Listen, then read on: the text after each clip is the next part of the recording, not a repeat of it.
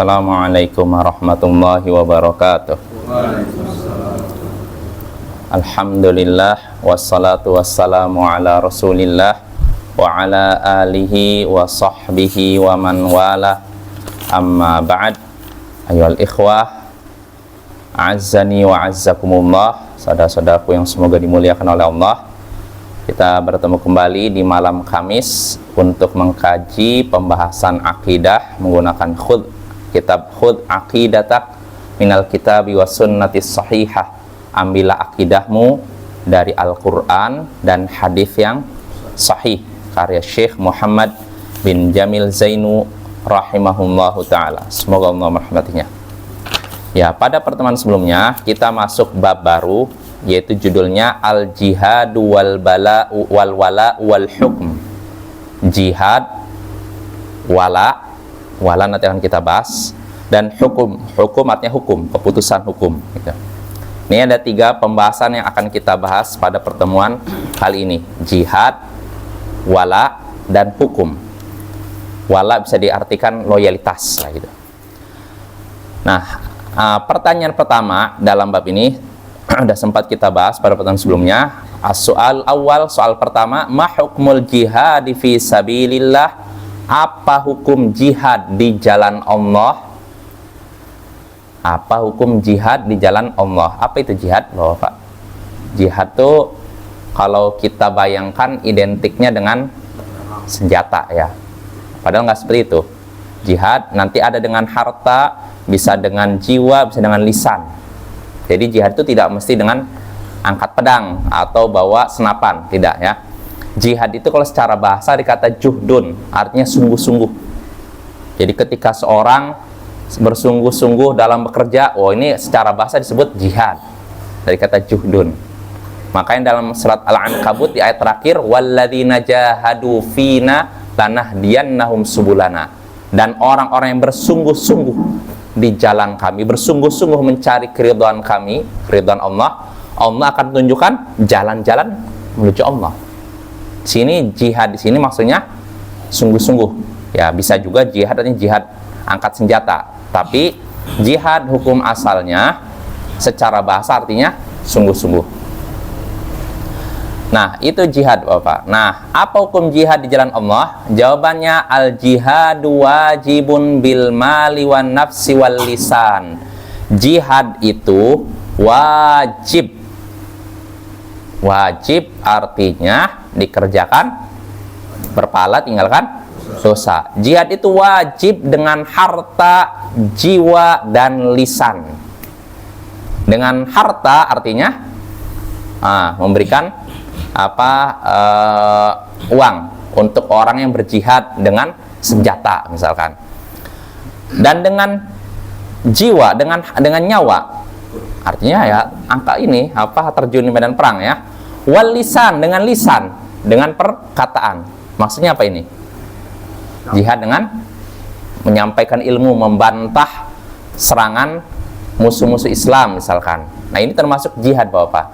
Maka jihad itu bisa dalam bentuk harta, jiwa, dan lisan ya.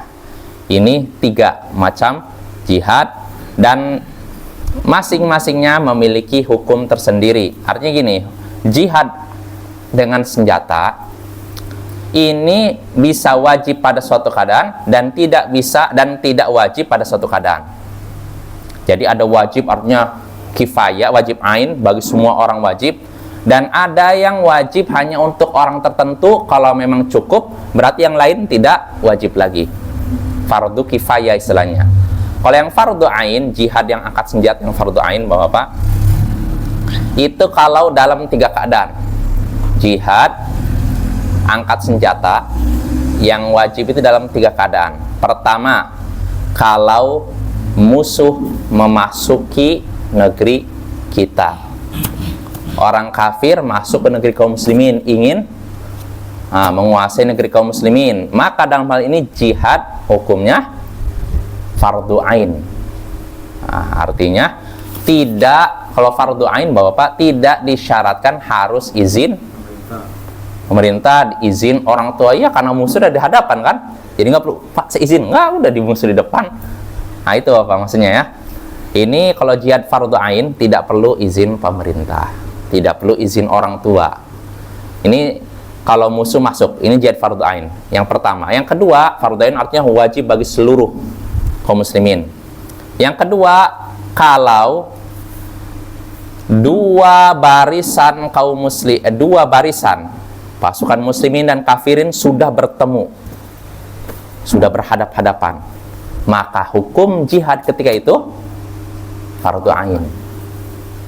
Kasusnya misalkan seperti di zaman Nabi kan, ketika perang Badar, ya kan, berhadapan dengan kaum musyrikin, udah berhadapan kan, maka nggak boleh lari ketika itu.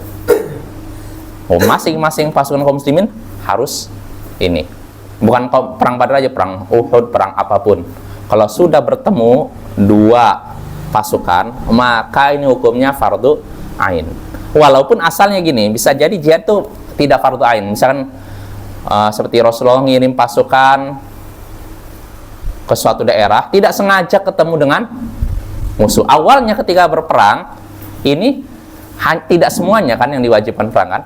Orang tertentu, kalian perang, serang sana, daerah misalkan Taif. Ini bukan wajib bagi semua kaum muslimin, orang tertentu saja kan yang ditunjuk. Nah tapi ketika ini asalnya fardu kifayah, hanya wajib bagi orang yang ditunjuk. Nah, orang yang ditunjuk ini ketika sudah nyampe di medan perang, udah bertemu dengan musuh, maka nggak boleh lari. Tadi asalnya Bapak, yang wajib itu yang ditunjukkan. Nah, kalau yang tidak ditunjuk mau bergabung silahkan aja, tapi tidak wajib fardu kifayah kan. Artinya dia bukan wajib ain, bukan fardu ain, fardu kifayah. Dia misalkan ada orang yang tidak tunjuk, saya mau ikut perang, oh ya udah masuk, dia fardu kifayah. Tapi kalau dia udah di medan perang, udah kelihatan musuh, maka hukumnya jadi nggak boleh dia lari dalam hal ini.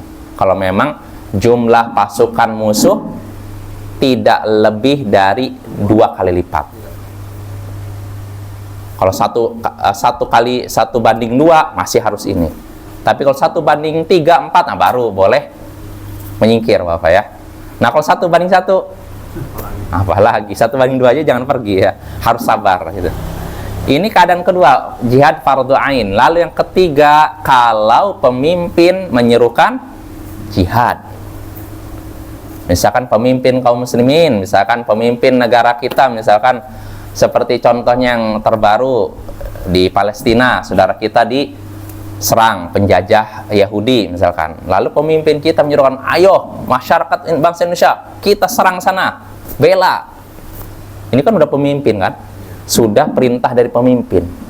Maka dalam hal ini rakyat wajib memenuhi perintah tersebut, fardu ain hukumnya ketika itu.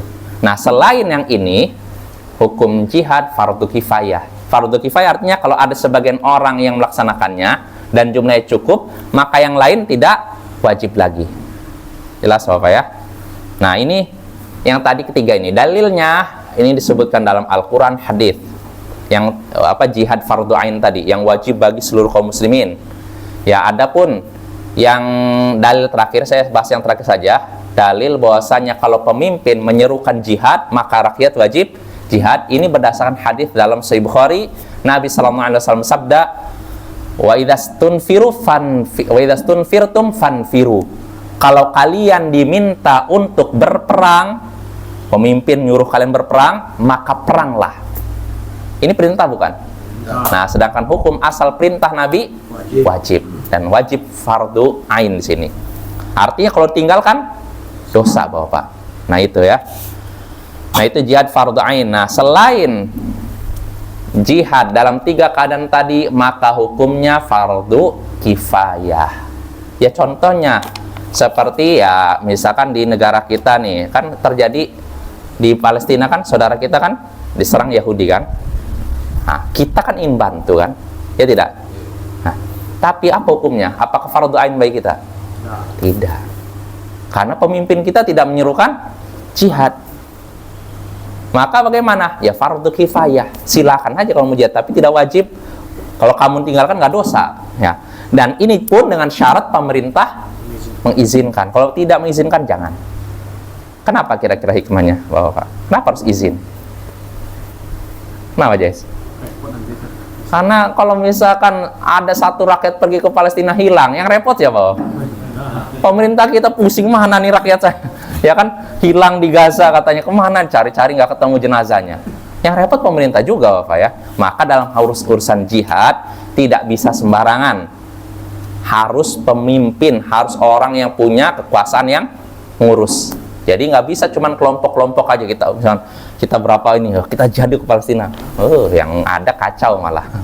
Tapi kalau misalnya pemimpin negara yang menyuruhkan, sana pergi. Kalau pemimpin kan punya kekuatan kan, dia punya ini ya, istilahnya struktur komando nih, kamu pergi sana, 1 batalion ke sana. Jadi punya power dan punya strategi perang yang jelas. Tapi kalau model kita pergi ke Palestina, bukannya membantu, malah merepotkan, iya nggak? Nyampe sana ngeliat desingan peluru, ning. Iya Pak, bukannya bantu malah kencing di celana bisa-bisa. Karena Bapak untuk perang juga butuh mental ya. Pertama butuh persiapan. Persiapan apa? Senjata fisik. Dan yang paling penting iman. Yang penting iman, kekuatan iman nih. Persiapan iman yang paling penting dibandingkan senjata dan fisik. Karena kalau iman sudah kuat, maka yang lain insya Allah cuman ini aja, sekedar mendukung saja. Seperti para sahabat gitu kan, iman mereka kuat, mereka orang yang bertakwa. Maka ketika jumlah musuh begitu besar, mereka nggak gentar. Tapi kalau model kita bahwa imannya gini-gini, apa kita mau mengharapkan kaum muslimin, kan ada sebagian gini Bapak, kenapa itu negara-negara Arab kok meninggalkan Palestina begitu saja? Kesannya kayak diterlantarkan. Begitu juga negara-negara Islam lainnya. Ya masalahnya kondisinya memang begitu. Umat Islam dalam kondisi lemah. Lemah apa? Lemah iman, lemah ekonomi. Jadi kalau mau mengharapkan bisa mengusir Yahudi dari tanah Palestina, ya sangat kecil ya. Maka kalau kita ingin merebut tanah Palestina dari Yahudi, caranya persiapkanlah kekuatan iman selain kekuatan fisik, senjata dan semacamnya, dan satukan barisan. Selama umat Islam masih terkotak-kotak bahwa masih ada negara ini, repot, karena masing-masing negara punya kebijakan politik. Misalkan Bapak, misalkan saya kasih contoh saja. Misalkan anggap Arab Saudi. Sebenarnya Arab Saudi kan dari Palestina masih agak jauh ya. Yang lebih dekat itu apa? Yordania, Mesir kan. Misalkan Arab Saudi menyerukan kita serang ini Yahudi, Israel sana tuh kan. Nah, ketika dia nyerang, negara lain kira-kira bakal bantu tidak? Belum tentu. Nanti udah diserang, malah Arab Saudi yang babak belur. Oleh orang Yahudi babak belur, oleh Amerika. Karena Israel, Yahudi ini kan di backing oleh negara-negara besar. Kalau Arab Saudi nyerang, ya sudah, habislah. Nanti siapa yang ngurus? Ka'bah, Masjidil Haram. Maka Bapak, kita sangat sedih menyaksikan kondisi saudara-saudara kita di Palestina. Ya kita doakan semoga Allah meringankan penderitaan mereka, tapi kita juga harus realistis. Jangan mengharapkan kondisi umat seperti ini tiba-tiba pergi ke sana. Sulit, karena setiap negara sudah punya kebijakan. Kalau rakyat nekat berangkat tanpa disetujui oleh pemimpin negaranya, yang ada apa biasanya? Kacau, Bapak. Udah banyak kejadian seperti itu. Maka kalau ingin kuat, ya rakyat dengan ininya, dengan pemimpin negara satu kalimat, satu kata, ya kita berangkat. Nah itu insya Allah bisa. Walaupun belum ada jaminan kalau umat Islamnya masih maksiat ya, imannya masih gini-gini. Tidak seperti imannya para sahabat. Kalau kita imannya begitu kan, maksiat di mana-mana. Ibaratnya gini, mau melawan musuh, melawan nafsu aja belum bisa. Jadi Bapak, untuk jihad itu bukan perkara yang udah ya. Kita harus bersihkan diri kita dari dosa dulu. Jadi musuh kita yang terdekat, hawa nafsu, dilawan dulu, baru musuh yang di luar sana. Jadi jangan berharap umat Islam menang lewat para pemabuk, lewat para pecandu narkoba, lewat orang-orang yang pakai jimat. Ya, gimana Islam? Bagaimana umat Islam akan menang kalau umat Islamnya bermaksiat? Maka caranya bagaimana supaya umat Islam bisa mengusir Yahudi dari tanah Palestina? Ya pertama, persiapkan kekuatan. Kekuatan apa? Iman yang paling utama ini. Perbaiki akidah kaum muslimin, perbaiki akhlak kaum muslimin, lalu perbaiki persenjataan, perbaiki perekonomian, lalu satukan barisan. Nah, kalau sudah begitu, insya Allah orang-orang Yahudi akan, nah ini Bapak ya, ya kondisinya kan negara-negara, jangankan negara kita ya. Di Arab aja negara udah pecah-pecah kan, ya kan, tidak satu kata kan. Ada yang ini, ada yang punya hubungan dengan Israel, ada yang tidak punya hubungan. Ini aja udah nampak perbedaan. Gimana mau mengharapkan mengusir Yahudi? Sulit. Maka kalau mau kita ini mengusir mereka, ya satukan barisan. Pertama, perbaiki kualitas akidah umat Islam, perbaiki kualitas akhlak umat Islam, perbaiki persenjataan, perbaiki perekonomian. Insya Allah dengan sendirinya akan kuat.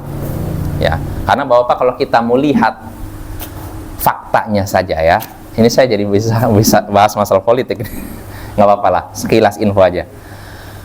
Kita kan berharap umat Islam bisa mengusir Yahudi dari negeri Palestina, Bapak. Ini sudah dicoba oleh negara-negara Arab dari sejak negara Israel berdiri tahun 1948, ya kan? Ketika itu perang-perang negara Arab belum mampu, sampai tahun 1967 Yahudi atau istilahnya sekarang negaranya Israel dikepung oleh negara-negara Arab, Suriah, Yordania, kalau nggak salah termasuk Mesir, dikepung. Bahkan Arab Saudi ikut bantu. Apa yang terjadi? Kalah. Dikepung loh, bayangkan. Yahudi ini dikepung oleh negara Arab, kalah. Bayangkan. Artinya kalau negara-negara mengeroyok saja kalah, apalagi cuma sebuah ormas atau apa. Kita harus realistis Bapak ya. Jadi dalam jihad itu nggak bisa modal nekat aja, modal berani, nggak. Harus perhitungan nih gimana kekuatan senjata ini. Yang paling utama kekuatan iman sebenarnya. Kalau iman kaum muslimin udah bagus, insya Allah lah. Tapi yang jadi masalah, iman sudah ambruk, senjata juga nggak ada. Ya. Tahun 1967 dikepung, dikeroyok Yahudi ini, Israel ini, kalah ternyata. Yang kalah yang siapa? Negara Arab yang kalah. Perang 6 hari kalah. Bahkan Mesir harus kehilangan Sinai, wilayah Sinai. Suriah kehilangan dataran tinggi Golan. Bayangkan, wilayah mereka malah kalah. Bayangkan, bukannya berhasil menyingkirkan Yahudi, malah wilayah mereka yang dicaplok oleh Yahudi. Ini tahun 67. Dan tahun 73 bergejolak lagi perang. Dan ketika itu negara Arab bersatu lagi mengepung Yahudi Israel ini. Nah, ketika itu hampir menang negara-negara Arab ini. Bahkan sudah sampai dekat ibu kota Tel Aviv. Tapi muncul ultimatum dari Presiden Amerika. Kalau nggak salah Richard Nixon atau siapa gitu. Awas, kalau misalkan pasukan Arab sampai ke Tel Aviv, Amerika akan turun tangan. Dan kita tahu negara adik kuasa di tahun itu siapa? Amerika dan Uni Soviet kan. Kalau misalkan negara Arab terus ngabisi itu, akan berhadapan dengan Amerika. Dan kita tahu, kita realistis saja, Amerika dari dulu sampai sekarang negara yang kuat. Ya ini Bapak. Maka realistis, kalau negara-negara Arab yang berkumpul aja kalah, apalagi kalau cuma mengandalkan satu faksi militer atau satu ormas kecil Bapak ya. Nah itu maka sikap kita bukan berarti menelantarkan saudara-saudara kita Palestina. Kita doakan, kita bantu dengan harta, dan kita juga berdoa semoga suatu saat umat Islam bisa mengumpulkan kekuatan sehingga bisa ngusir orang-orang Yahudi dari tanah Palestina. Nah itu kan butuh waktu, iya tidak Bapak? Butuh persiapan, ya kan? Jadi tidak bisa instan. Jadi untuk ngusir Yahudi ini tidak bisa instan. Artinya nggak bisa dalam waktu 1 malam atau tahun. Butuh waktu. Dan kita optimis suatu saat Yahudi akan tersingkir dari tanah Palestina. Kapan? Kita tidak tahu. Tapi kita yakin itu akan terjadi. Bahkan sudah dikabarkan dalam hadis Sahih Bukhari, Nabi SAW menyatakan, la taqumus sa'atu hatta yuqatila humul muslimun al-yahud, hatta yuqatilal muslimun al-yahud, tidak akan terjadi hari kiamat sampai orang-orang muslim akan memerangi orang-orang Yahudi. Jadi Bapak, nggak akan terjadi hari kiamat sampai terjadi peperangan antara apa? Kaum muslimin dengan kaum Yahudi. Ya. Fayaqtulahumul muslimun. Ketika itu orang-orang muslim memburu orang-orang Yahudi. Hatta yakhtabil Yahudi min wara'il hajar awis syajar. Ketika diburu oleh kaum muslimin, orang-orang Yahudi sampai-sampai sembunyi di balik batu atau pohon. Jadi perang nih antara kaum muslimin dan Yahudi. Nah, saking dahsyatnya peperangan, kaum Yahudi terdesak. Lalu mereka sembunyi di balik pohon dan batu. Fayaqul hajar awis syajar. Ketika itulah batu dan pohon berkata, ya muslim, wahai muslim, ya abdullah, wahai hamba Allah, ta'al, kemarilah, faktulhu, ta'al, hadha yahudi khalfi, ta'al, faktulhu, wahai muslim, wahai hamba Allah, di belakangku ada orang Yahudi, kemarilah, bunuhlah ia. Nah, ini Bapak bayangkan, batu dan pohon bisa cara. Sudah ada zaman sekarang? Belum kan? Nah, ini insya Allah kita yakin suatu saat dengan gitu.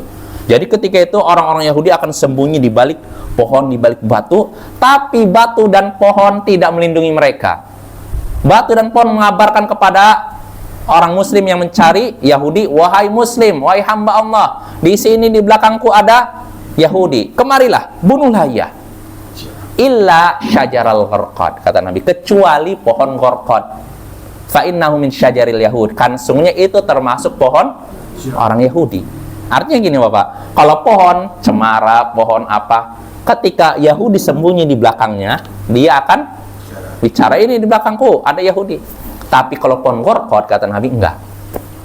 Jadi kalau orang Yahudi sembunyi di pohon gharqad, maka pohon gharqad tidak memberitahu di belakangnya ada Yahudi. Kenapa? Kata Nabi, karena sungguhnya pohon gharqad ini pohonnya orang Yahudi. Ya itu Bapak ya. Dan dengar-dengar, benar nggak itu kabarnya? Bahwasanya orang Yahudi sekarang nanam pohon gharqad di Israel sana. Katanya Allahu a'lam. Saya dengar-dengar kayak gitu katanya. Walaupun mereka kafir, tapi ternyata mereka mengimani hadis Nabi tadi. Jadi mereka mau banyak menanam pohon gharqad supaya apa? Supaya bisa sembunyi di balik pohon tersebut. Nah itu Bapak, jadi kita yakin hadis ini pasti terjadi. Kabar dari Nabi ini pasti terjadi. Suatu saat kaum muslimin dengan kaum Yahudi akan berperang dan kaum Yahudi akan kalah. Terdesak sampai-sampai mereka sembunyi di balik batu atau pohon, dan ketika itu batu dan pohon akan berkata, wahai muslim, wahai hamba Allah, di belakangku ada Yahudi, kemarilah, bunuhlah ia. Nah, ini kabar dari Nabi. Dan Nabi ketika mengabarkan sesuatu pasti terjadi, pasti benar dan pasti terjadi. Tidak mungkin bohong dan dusta. Nah, artinya Bapak-bapak, tadi kabar gembira atau kabar duka? Kabar gembira kan? Berarti artinya apa? Nabi mengabarkan bahwa kaum muslimin akan mengalahkan Yahudi. Tapi kapan Bapak? Sekarang? Kalau kita lihat sampai sekarang belum kan? Malah kondisinya masih belum ini. Sabar. Bukan berarti kita menelantarkan umat Islam, enggak. Menelantarkan umat Islam Palestina, enggak. Kita berharap umat Islam Palestina Allah lindungi. Tapi dengan cara apa? Tahan tangan, tahan. Jangan ini dulu. Selama masih lemah, jangan dulu. Jelas Bapak ya? Ya ibaratnya beginilah Bapak. Kalau saya mau ngasih gambaran sederhana, ada orang yang menyakiti kita, atau ginilah, ada orang misalkan di sini, atau seperti penjajah lah, seperti penjajah Belanda yang mau menjajah kita. Penjajah ini udah masuk, kita kan ingin ngusir kan? Nah, tapi setelah kita lihat persenjataan kita tidak sebanding, mereka persenjataannya kuat, dan kalau kita nyerang mereka, maka orang di belakang kita habis. Maka apa yang kita lakukan? Apakah saya serang aja mereka lah, saya nggak peduli yang belakang saya bakal mati, yang penting saya lawan? Apakah begitu? Enggak. Kalau memang tidak mampu, ya sudah. biarkan mereka masuk. Bukan berarti kita ridho. Dalam artian apa? Kita dalam keadaan lemah, ya sudah, bagaimana lagi? Nanti kalau suatu saat kuat, kita usir mereka, ibaratnya gitu Bapak. Nah, jadi kalau selama kita lemah, nggak usah lawan. Karena kalau lawan, habislah diri kita, habislah keluarga kita, habislah, mudorotnya lebih besar kan, bahayanya lebih besar kan, dibandingkan mereka menguasai ini kan, ya tidak? Nah itu Bapak, jadi hendaknya kaum muslimin Palestina tahan, tujuannya apa? Yang penting mereka persiapkan diri mereka dengan baik. Seandainya nih, kaum muslimin di Palestina, senjata, yang uang untuk senjata digunakan untuk pendidikan, untuk pesantren, masjid-masjid, rumah tahfiz, terus dididik anak Palestina dengan baik, imannya diperkuat, nanti sambil dilatih fisik, insya Allah di suatu saat akan apa? Mereka mampu melawan Yahudi. Tapi kalau dalam kondisi saat seperti ini masih lemah. Kalau melawan yang anggap apa nih? Satu roket dari Palestina nyampe ke Yahudi, habis misalkan 10 orang. Balasannya berapa? Rudal, jeder, mati 200 orang. 10 orang Yahudi mati, balasnya 200 Muslim mati. Sebanding? Nah, maka Bapak sabar.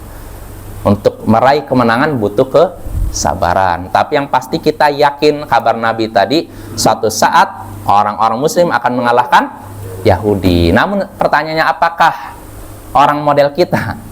Ya Allah wa'alam, ya kita berharap suatu saat kita bisa merebut Masjidil Aqsa, merebut tanah Palestina dari kaum Yahudi. Nah, cuman Bapak yang perlu kita perhatikan dari hadis tadi, kan tadi sebutkan bahwa pohon-pohon, batu-batu mengabarkan, wahai Muslim, wahai hamba Allah, di belakangku ada Yahudi, kemarilah, bunuhlah dia. Di sini disebutkan batu pohon memanggil wahai Muslim, wahai hamba Allah. Yang dipanggil Islam, hamba Allah. Yang dipanggil bukan wahai orang Indonesia, wahai orang Arab, wahai orang Eropa, wahai orang bule. Nah, yang dipanggil Muslim, hamba Allah. Artinya Bapak, di sini ada isyarat bahwa tanah Palestina, orang Yahudi hanya bisa dikalahkan atas nama Islam, dengan bendera Islam, bukan bendera negara, kelompok tertentu, faksi tertentu, dengan bendera Islam. Karena yang dipanggil oleh pohon dan bebatuan, wahai Muslim, wahai hamba Allah, bukan wahai orang Eropa, wahai orang Indonesia, wahai orang Malaysia, enggak. Yang dipanggil Muslim. Ya, artinya yang bisa mengusir orang Yahudi adalah Muslim sejati. Nah itu apa? Bukan Muslim KTP. Ya, Muslim KTP mana bisa mengusir orang Yahudi ya. Nah itu ya Bapak ya. Mudah-mudahan kita berharap Allah segera menolong saudara-saudara kita di Palestina sana, di peringan penderitaan mereka, dan semoga Allah juga menghinakan kaum Yahudi dan memberikan balasan kepada mereka dengan balasan yang setimpal atau lebih berat lagi. Ya, kita lanjut Bapak ya. Jadi tadi pembahasan tentang jihad. Jihad sekali lagi wajib dengan harta, jiwa, dan lisan. Dengan harta artinya kita memberikan uang kita kepada orang yang berperang, ya. Kalau dengan jiwa artinya apa? Langsung terjun ke medan perang. Atau dengan lisan. Lisan apa ini? Dengan dakwah, menyebarkan ilmu. Dan ini adalah jihad, kalau kata Syekh Mukbil, jihad paling utama di zaman ini, Bapak. Jihad dengan lisan, bukan dengan senjata. Kenapa? Kenapa bukan dengan senjata? Karena kaum muslimin dalam keadaan lemah dengan senjata. Udah lemah iman, lemah akhlak, lemah senjata, plus terpecah belah pula, terkotak-kotak dengan beberapa negara. Nah itu. Nah, maka kata Syekh Mukbil, jihad yang paling afdal zaman ini adalah jihad lisan, jihad ilmu. Kita sebarkan ilmu, karena berapa banyak kaum muslimin yang membutuhkan ilmu. Ya nggak usah kita membahas yang tinggi-tinggi, fikih jihad, fikih jual beli.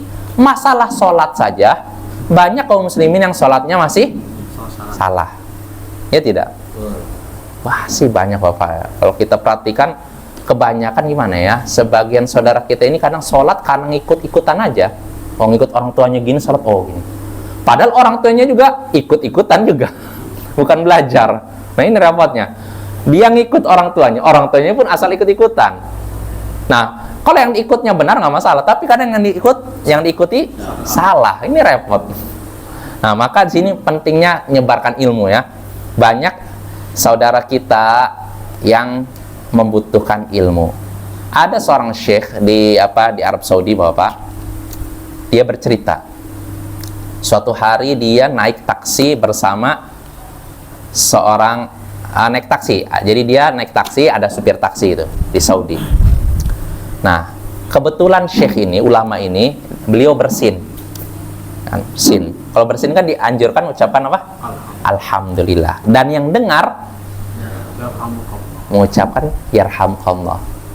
Ini hukumnya wajib, Bapak. Jadi kalau kita bersin, alhamdulillah. Lalu yang dengar, kalau yang dengar dia mengucapkan yarhamkallah. Ini wajib, termasuk hak muslim terhadap muslim yang lainnya, sebagai orang muslim. Nah, syekh ini bersin lalu mengucapkan alhamdulillah. Tapi si supir taksi ini diam saja. Syekh bingung. Saya bertanya, kamu nggak jawab ucapan saya. Saya kan ucapan alhamdulillah. Jadi dia harusnya jawab apa? Yarhamkallah kan? Tapi diam aja ini. Kamu nggak jawab. Syekh ini nanya nih ke supir taksi. Jawab apa Syekh? Gak tahu saya jawab apa nih katanya. Kamu nggak pernah dengar hadis ini? Hadis tentang perintah untuk menjawab ucapan alhamdulillah setelah bersin. Kau tidak pernah dengar hadis itu? Kata orang itu, demi Allah saya selama seumur hidup nggak pernah dengar hadis itu. Nah lihat tuh, kata Syekh, ini dia tinggal di Arab Saudi, negara tauhid. Di situ ulama puluhan ratusan. Tapi tetap saja ada orang yang tidak tahu masalah kecil seperti ini. Ini di Arab Saudi. Maka bagaimana kalau di Indonesia? Maka disinilah pentingnya menyebarkan ilmu. Dan pahalanya besar Bapak ya, menyebarkan ilmu itu. Kata Ibnu Mubarak, katanya, aku tidak tahu amalan yang lebih utama setelah kenabian kecuali menyebarkan ilmu. Aku tidak tahu amalan yang lebih baik setelah kenabian dibandingkan menyebarkan ilmu. Artinya, Nabi ini tugasnya mulia tidak? Mulia kan? Nah, kalau kita mau tahu amalan yang dekat dengan amalan para Nabi, yaitu menyebarkan ilmu. Sebarkan ilmu kepada saudara kita, kepada keluarga kita, kepada tetangga kita, kepada masyarakat kita. Nah, itu pahalanya besar. Dan itu bisa jadi amal jariah kita setelah kita meninggal.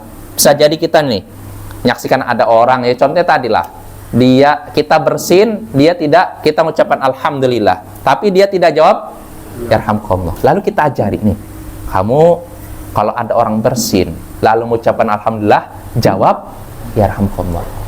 Kita ajari dia begitu, lalu dia praktekkan terus kepada setiap orang yang bersin lalu mengucapkan alhamdulillah. Berarti setiap dia melakukan itu pahalanya, kalau dia mempraktekkan itu kepada 1000 orang, berarti 1000 pahala kepada kita. Terus kalau kita udah meninggal bagaimana? Sama. Selama orang itu masih mempraktekkan, pahala ngalir ke kita, walaupun kita sudah di alam kubur. Nah ini Bapak ya, ini keutamaan menyebarkan ilmu ya.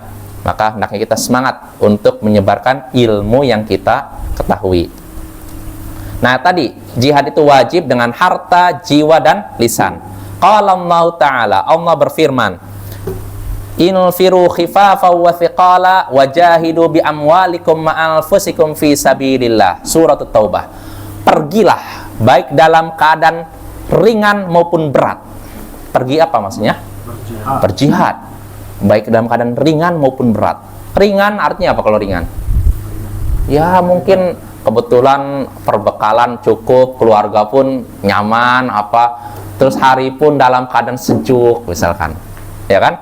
Tapi kalau berat, masih seperti sekarang nih, panas kemarau, rasanya tenggorokan ya. Dan kebetulan juga di rumah lagi panen buah, ditinggal gimana ya? Nah itu berat Bapak ya. Allah katakan berangkatlah baik dalam keadaan ringan maupun berat, dan berjihadlah bi amwalikum wajahidu bi amwalikum. dan berjihadlah dengan harta kalian wa anfusikum fi sabilillah, dan jiwa kalian di jalan Allah. Jadi diperintahkan jihad dengan harta dan jiwa di jalan Allah. Ini Al-Quran. Wa qala sallallahu alaihi wasallam, dan Nabi sallallahu alaihi wasallam bersabda, jahidul musyrikina bi amwalikum anfusikum wa alsinatikum. Berperanglah atau perangilah orang-orang musyrik dengan harta kalian dan jiwa kalian serta lisan kalian. Nah, lihat tuh, kita disuruh memerangi orang-orang musyrik dengan harta, jiwa, dan lisan. Dengan harta artinya nih, berikan kalau dengan jiwa, terjun langsung. Kalau dengan lisan, apa tadi? Sampaikan ilmu, sebarkan ilmu. Nah, termasuk juga jihad dengan harta, Bapak. Seperti ada orang yang ingin menyebarkan ilmu, lalu kita kasih bekal buat kamu. Nah, kita pun dapat pahala, Bapak. Sama seperti orang yang menyebarkan ilmu ini. Ya, ini Bapak ya. Sahihun rawahu Abu Daud. Hadis ini sahih riwayat Abu Daud. Ya, jelas Bapak ya. Jadi itu hukum jihad di jalan Allah. Jihad itu bisa dengan harta, bisa dengan jiwa, dan bisa dengan lisan. Ya, itu pertanyaan pertama. Sekarang pertanyaan kedua. As-su'alu tsani, pertanyaan kedua, ma huwal wala? Apa itu wala? Nah, tadi kan kita bahas tema sekarang ini tentang jihad, wala, dan hukum. Jihad, wala, dan hukum. Nah, pertanyaan yang kedua di sini, apa itu wala? Jawabannya al-wala wal hubbu wan nusrah. Wala yaitu cinta dan pertolongan. Apa maksudnya, nanti akan kita bahas. Qala Allah Ta'ala, Allah berfirman, wal mu'minuna wal mu'minatu ba'duhum awliya'u ba'd. Orang-orang mukmin, laki-laki dan perempuan, sebagian mereka adalah wali bagi sebagian yang lain. Jadi wali itu ada kata wala, Bapak. Wala tadi artinya apa? Cinta dan pertolongan. Artinya apa? Orang-orang mukmin, laki-laki maupun perempuan, sebagian mereka adalah wali bagi sebagian yang lain. Maksudnya apa? Sebagian mereka mencintai sebagian yang lain, menolong satu sama lain. Nah, ini sifat orang beriman. Kepada orang beriman lain saling menolong, bukan saling menjatuhkan, bukan saling menelantarkan. Nah, ini Bapak ya. Ini surat Taubah. Wa qala sallallahu alaihi wasallam, dan Nabi sallallahu alaihi wasallam bersabda, al mu'minu lil mu'mini kal bunyan yashuddu ba'duhu ba'dha, rawahu Muslim. Dan kata Nabi, orang mukmin, orang yang beriman, seorang mukmin kepada mukmin yang lain seperti satu bangunan. Yashuddu ba'duhum ba'dha, yaitu saling, satu sama lain saling menguatkan. Jadi kita tuh seorang muslim, Bapak, ini seperti satu bangunan. Nabi umpamakan bangunan, misalkan ini, kalau ada satu bata yang dicongkel, jadi bagaimana? Udah nggak enak dilihat kan? Makin banyak dicongkel, makin lama-kelamaan bisa. Nah, itulah. Jadi seorang mukmin itu harus saling melengkapi, bukan saling menjatuhkan. Maka ini perlu kita camkan baik Bapak, terutama kalau kita ini tinggal di mayoritas non-muslim. Persatuan kita harus lebih nih. Kalaupun ada perbedaan, kita perselisihan, perbedaan pendapat dengan sesama saudara kita muslim, tutup perbedaan pendapatnya. Jangan ditampakkan. Jadi jangan sampai kita nampakkan, oh saya sama si ini beda masalah ini mana, di hadapan orang kafir. Itu sama saja ibaratnya apa ya? Memburukkan muka diri sendiri, Bapak. Jadi kalau kita nih yang namanya hidup bermasyarakat, pasti kan ada saja ketidakcocokan kan? Iya nggak? Pasti kan ada apa perselisihan, itu wajar. Tapi jangan tampakkan perselisihan itu di hadapan orang kafir. Jangan sampai orang kafir lihat, wah lihat muslim ini cek-cek ini. Malu, tutup rapat-rapat. Walaupun kita ngerasa, oh saya punya perselisihan, ya tutup rapat-rapat. Ya, jangan ditampakkan. Kalau tampakkan, ya ibaratnya kita mencoreng muka kita sendiri. Nah itu apa ya? Wala. Jadi hendaknya seorang muslim punya sikap wala, yaitu apa tadi? Menolong, mencintai. Nah makanya pertanyaan ketiga nih penting Bapak nih. Tadi kan terhadap muslim kan? As-su'alu tsalits, pertanyaan ketiga, hal tajuzu muwalatul kuffar wa nusratuhum? Apakah boleh mencintai orang kafir dan menolong mereka? Boleh tidak? Nah, insya Allah pada pertemuan berikutnya aja deh. Karena waktunya udah mau habis ya. Insya Allah pada pertemuan berikutnya kita bahas apakah boleh kita mencintai dan menolong orang kafir, walatu wali, melindungi atau mencintai, menyayangi orang kafir. Nah, kalau orang mukmin boleh nggak tadi? Boleh, justru itu yang dianjurkan, diperintahkan. Tapi kalau orang kafir, nah inilah yang akan kita bahas pada pertemuan berikutnya. Ya, mungkin cukup sampai sini. Kurang lebihnya mohon maaf. Subhanakallahumma bihamdik, asyhadu an la ilaha illa ant, astaghfiruka wa atubu ilaik. Assalamualaikum warahmatullahi wabarakatuh.